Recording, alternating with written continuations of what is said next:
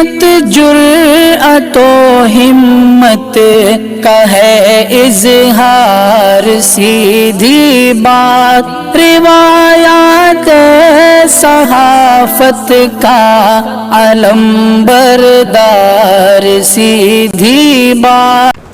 ناظرین گرامی السلام علیکم ورحمۃ اللہ وبرکاتہ۔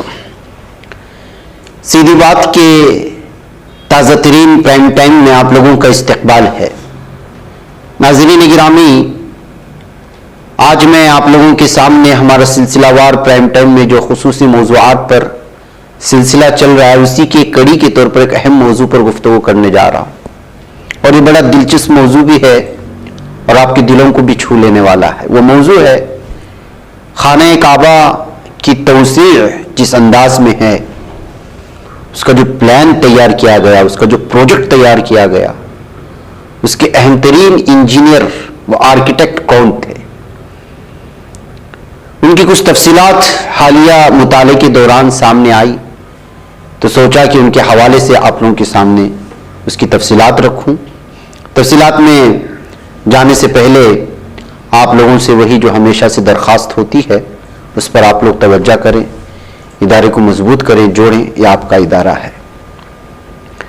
ناظرین گرامی، اللہ عز و جل اپنے جس بندے پر خصوصی رحم کرنا چاہتے ہیں اسے نفع بخش علم عطا فرماتے ہیں، اپنے بندوں کی اس کے ذریعے مدد فرماتے ہیں، اسے بھلائی اور نیکی کا ذریعہ بناتے ہیں، ساتھ ہی اسے وہ مقام و مرتبہ بھی عطا کرتے ہیں جس پر دنیا رشک کرنے لگتی ہے۔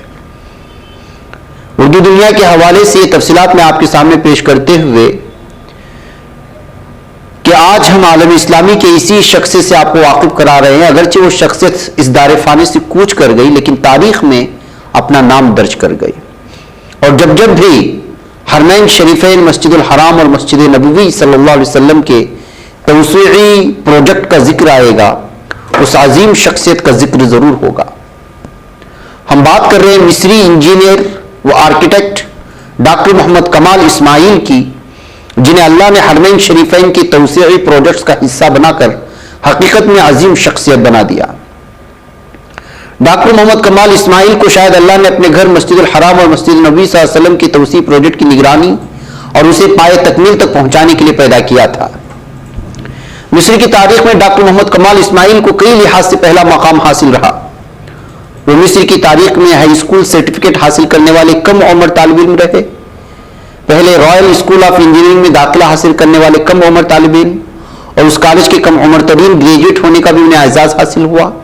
ڈاکٹر کمال کا ایک اور اعزاز یہ رہا کہ انہیں اسلامک آرکیٹیکچر میں ڈاکٹریٹ کی 3 ڈگریاں حاصل کرنے کے لیے یورپ بھیجا گیا، اور اس مقصد سے یورپ بھیجے جانے والے وہ سب سے کم عمر مصری طالب علم رہے۔ اس کے ساتھ ہی انہیں نیل اسکاف اور آئران جیسے اعزازات عطا کیے گئے۔ ان کے لیے سب سے بڑا اعزاز یہ رہا کہ انہوں نے حرمین شریفین کا توسیعی منصوبہ بنایا اور اس پر عمل آوری کی۔ اس وقت کے خادم الحرمین شریفین شاہ فہد اور بن لادن کمپنی کے مسلسل اصرار کے باوجود اس خدمت کے لیے انہوں نے کسی بھی قسم کا معاوضہ لینے سے انکار کر دیا تھا۔ تکمیلی تلبینہ، طاقت، صحت اور شفا کے لیے سنت اور طب نبوی کا بہترین نسخہ۔ اپنی طاقت و صحت کو بڑھانے اور ہمیشہ باقی رکھنے کے لیے ہر روز صبح ناشتے میں خود بھی استعمال کریں اور اپنے گھر والوں کو بھی استعمال کرائیں۔ اسی طرح آپ اپنے علاقے میں تکمیلی تلبینہ کا بزنس کر کے ہر مہینے 15 سے 25 ہزار روپے تک آسانی سے کما سکتے ہیں۔ مزید جانکاری حاصل کرنے کے لیے ابھی کال کریں 9890963757۔ Takmeeli food products private limited, Malegaon, India. نئی سیاسی تاریخ رقم کرنے، اپنی پہچان بنانے، فرقہ ختم کرنے اور قومی اتحاد پیدا کرنے کے لیے ہماری پارٹی سے ہاتھ ملائیے اور ممبر بنیے۔ اسکرین پر دیے جا رہے نمبرز پر مس کال دیں۔ اتنا بڑا پروجیکٹ اور انہوں نے کچھ بھی نہیں دیا۔ ان کا کہنا تھا کہ اگر میں رقم کی عوض خدمات انجام دوں تو پھر قیامت کے دن اپنے رب کو کیا صورت دکھاؤں گا۔ ڈاکٹر محمد کمال کی زندگی کے بارے میں جو تفصیلات ہمیں دستیاب ہوئی اس کے مطابق ڈاکٹر محمد کمال نے 44 برس کی عمر میں شادی کی۔ ان کی بیوی نے ایک بیٹے کو جنم دیا اور انتقال کر گئی، جس کے بعد انہوں نے تنہا زندگی گزاری اور اپنے آخری سانس تک اپنے رب کی عبادت کرتے رہے۔ ڈاکٹر کمال کی خاص بات یہ رہی کہ انہوں نے برسوں حرمین شریفین میں خدمات انجام دی، لیکن کبھی بھی خود کو منظر عام پر نہیں لایا، اپنے آپ کو دولت اور شہرت سے بہت دور رکھا، میڈیا کی نظروں میں بھی نہیں آئے۔ آج آپ حرم شریف میں طواف کرنے والوں کی سہولت کے لیے بچھائے گئے فرش کا جائزہ لیں گے تو پتا چلے گا کہ وہ فرش کافی ٹھنڈا ہے، وہاں عازمین معتمرین کو گرمی کا احساس تک نہیں ہوتا۔ اس کی وجہ یونان سے منگوایا گیا خاص قسم کا ماربل ہے۔ دراصل جب حرم شریف میں عازمین حج و معتمرین کو راحت پہنچانے کے لیے ٹھنڈک برقرار رکھنے والے پتھر کا فرش بچھانے کی بات آئی، تب اس پتھر کی تلاش میں ڈاکٹر کمال نے یونان کا سفر کیا تھا، جہاں اس سفید ماربل کا ایک چھوٹا سا پہاڑ دستیاب تھا۔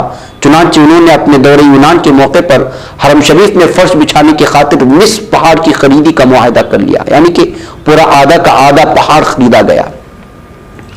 ڈاکٹر کمال معاملت طے کرنے کے بعد مکہ مکرمہ واپس آ گئے اور پھر مسجد الحرام میں اس ماربل کا فرش بچھا دیا گیا۔ اس پتھر میں گرمی یا درجہ حرارت کو جذب کرنے کی خوبی پائی جاتی ہے۔ 15 سال بعد سعودی حکومت نے ان سے مسجد نبوی صلی اللہ علیہ وسلم کے فرش کے لیے بھی اسی قسم کا ماربل فراہم کرنے کے لیے کہا۔ اس بارے میں خود انجینئر محمد کمال کا کہنا تھا کہ جب شاہ فہد نے مسجد نبوی صلی اللہ علیہ وسلم کا فرش بھی اس پتھر کا بچھانے کی ہدایت دی، تب وہ کافی الجھن کا شکار ہوئے اور پھر یونان کا سفر کیا اور اس کمپنی کے چیف ایگزیکٹو آفیسر سے ملاقات کر کے ماضی میں خریدے گئے سفید ماربل کی خریدی کے بارے میں دریافت کیا۔ تب انہیں بتایا گیا کہ اس ماربل کا نصف پاڑ ہم نے آپ کو فروخت کیا تھا اور آدھا کسی اور کو فروخت کر دیا گیا۔ ڈاکٹر کمال کافی افسردہ ہوئے اور وہاں سے جاتے ہوئے انہوں نے آخری کوشش کے طور پر آفس سیکریٹری سے درخواست کی کہ وہ کم از کم اس کمپنی کا آتا پتہ بتا دے جس نے وہ پتھر خریدا ہے۔ آفس سیکریٹری نے یہ کہتے ہوئے انہیں امید دلائی کہ اگرچہ پرانا ریکارڈ ملنا مشکل ہے، پھر بھی وہ حتی المقدور اس خریدار کا ایڈریس معلوم کرنے کی کوشش کریں گے۔ اس دوران ڈاکٹر کمال کو خیال آیا کہ مجھے فکر مند ہونے کی کیا ضرورت ہے کہ کس نے خریدا، اللہ عز و جل خود ہی اس کا انتظام پورا کر دے گا۔ چنانچہ جب وہ یونان سے سعودی عرب کے لیے روانہ ہو رہے تھے، تب اس کمپنی کی آفس سیکریٹری نے فون کر کے خوشخبری سنائی کہ اس کمپنی کا پتہ چل گیا ہے جس نے سفید ماربل کے پہاڑ کا دوسرا نصف خریدا تھا۔ ڈاکٹر کمال خود اس بارے میں بتاتے ہیں کہ میں بوجھل قدموں کے ساتھ آفس پہنچا۔ اس دوران میرے ذہن میں یہ سوال پیدا ہو رہا تھا کہ آیا 15 سال قبل خریدا گیا ماربل وہ کمپنی محفوظ رکھی ہوگی، لیکن جب کمپنی کا ایڈریس دیکھا تو میرے پاؤں کپ کپانے لگے، ایسا لگ رہا تھا کہ دل دھڑکنا بھول گیا ہو۔ میں نے زور سے سانس لی۔ دراصل جس کمپنی نے دوسرا نصف پہاڑ خریدا تھا وہ سعودی کمپنی ہی تھی۔ اسی دن سعودی عرب جانے والی پرواز میں سوار ہوا اور سعودی عرب میں آمد کے ساتھ ہی سیدھے اس کمپنی پہنچا اور دریافت کیا کہ یونان سے منگوایا گیا سفید ماربل کہاں ہے، کیا اس کا اسٹاک موجود ہے؟ جواب میں کمپنی کے ذمہ داروں نے بتایا کہ ہاں سارا اسٹاک موجود ہے، اس ماربل کا ایک ٹکڑا بھی ہم نے فروخت نہیں کیا۔ تب میں ایک معصوم بچی کی طرح زار و قطار لینے لگا اور کمپنی کے مالک کو ساری داستان سناتے ہوئے اس کے آگے چیک بک رکھ دی اور کہا کہ اس میں جتنی رقم لکھنی ہو لکھ لیجئے اور یہ سارا ماربل ہمارے حوالے کر دیے۔ لیکن جب کمپنی کے مالک کو یہ پتا چلا کہ اس کی کمپنی میں موجود ماربل مسجد نبوی صلی اللہ علیہ وسلم کے فرش کے لیے استعمال ہونے والا ہے تو اس نے فوری کہا کہ مجھے 1 ریال بھی نہیں چاہیے، کیونکہ میرا خریدا ہوا پتھر مسجد نبوی صلی اللہ علیہ وسلم استعمال ہو رہا ہے، جو میرے لیے ایک اعلیٰ ترین اعزاز ہے۔ واضح ہے کہ 1908 میں پیدا ہوئے ڈاکٹر محمد کمال اسماعیل 2008 میں اس دار فانی سے کوچ کر گئے۔ اس طرح انہوں نے پورے 100 سال کی عمر پائی۔ بہرحال حرمین شریفین کے ڈیزائن انجینئر کے طور پر دنیا انہیں یاد رکھے گی۔ تو ناظرین گرامی، فرش بچھائے گئے سفید ماربل کے سلسلے میں جو تفصیلات ان کی جانب سے ملی واقعی میں دل کو کھینچ لینے والا واقعہ تھا۔ اسی کے حوالے سے اور جس طرح سے اتنے بڑے پروجیکٹ کو انہوں نے انجام دیا جس پر ابھی بھی کام جاری ہے اور آئندہ سال بھی جاری رہیں گے اور نہ جانے قیامت تک آنے والے سارے عالم کے لوگ اس سے جڑتے جائیں گے، تو آج ہی یہاں پر اتنی بڑی تعداد میں عازمین عمرہ پہنچتے ہیں، حج کے دوران میں لاکھوں لوگ پہنچتے ہیں اور یہ تعداد تو گزرتے ایام اور گزرتے سالوں کے ساتھ تو بڑھتی جائے گی۔ تو ظاہر سی بات ہے کہ اس میں مزید توسیع ہوتی چلی جائے گی گزرتی صدیوں کے ساتھ، لیکن پلان تو وہی جاری رہے گا۔